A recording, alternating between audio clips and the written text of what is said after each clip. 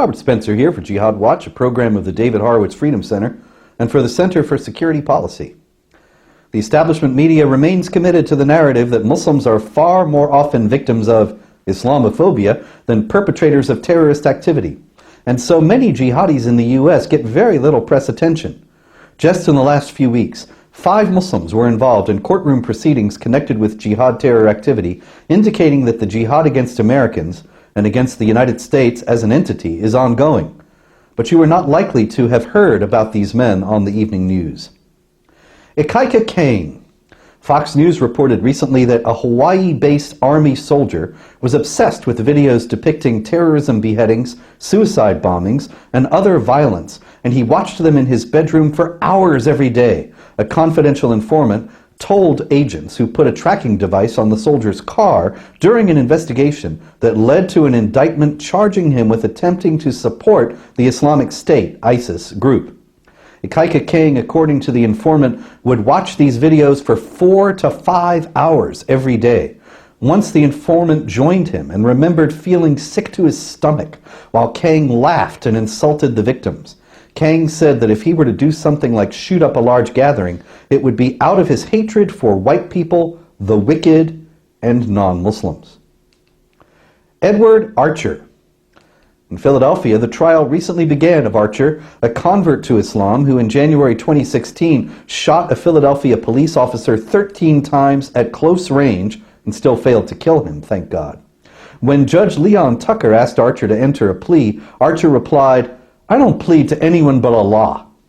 Edward Archer said he shot Philadelphia police officer Jesse Hartnett because police bend laws that are contrary to the teachings of the Quran. But Philadelphia Mayor Jim Kenney, who's one of the bigger fools on this planet, immediately announced that the shooting had nothing to do with being a Muslim or following the Islamic faith. This denial and willful ignorance is no way to win a war, and a very good way to lose it. Joshua Cummings. Recently in Denver, a convert to Islam named Joshua Cummings got a life sentence for the murder of Scott Von Lanken, a Denver transit security guard. Cummings, like Kang, had served in the Army. More recently, however, he had pledged allegiance to the Islamic State, and in January 2017, he came up behind Van Lanken and shot him in the neck. Investigators say they have found no link between this brutal murder and Cummings' allegiance to ISIS, but all that means is that they haven't found an ISIS membership card in Cummings' wallet or phone records stating that he talked to anyone in Iraq or Syria. In reality, Cummings was heeding the call that the Islamic State issued in September 2014. It went like this: "So, O Muwahid, do not let this battle pass you by wherever you may be. You must strike the soldiers, patrons, and troops of the Tawagit. Strike their police, security, and intelligence members, as well as their treacherous agents." Also recently, a Muslim named Mahad Abdiaziz Abdiraham pleaded guilty to stabbing 2 police last November at the Mall of America in Minnesota. In a statement, he explained why. Abdiraham said that he was answering the call for jihad by the chief of believer Abu Bakr al-Baghdadi, may Allah protect him, and by the mujahideen of the Islamic State. "I understand," he went on, "that the 2 men I stabbed know and have explained the reason for my attack, and I am here reaffirming that it was indeed an act of jihad in the way of Allah." He added that Americans would never be safe as long as your country is at war with Islam. This stabbing incident was initially reported as an interrupted theft, with no indication that it was jihad. It took the perpetrator himself to explain to us what it was really all about. The establishment media and law enforcement were not up to that job. Issei Awais Mohamud. According to NBC Chicago, Issei Awais Mohamud was sentenced for lying on his passport application.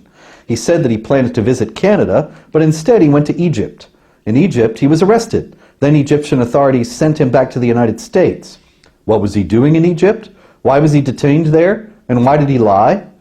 We don't know. And there's more. The FBI began investigating Mohamud in April 2017 after his family in Kansas City reported him missing and said they were worried that he'd gone overseas to take part in jihad. Despite all this, prosecutors say they found no direct evidence of terrorism activity by Mohamud. Considering that the FBI would not know jihad activity from Shinola, that's not really reassuring. While all this was happening in Los Angeles, a man pleaded no contest to disparaging Muslims. which apparently is now a crime in California. It's good to see that LA law enforcement officials have their priorities straight. I'm Robert Spencer.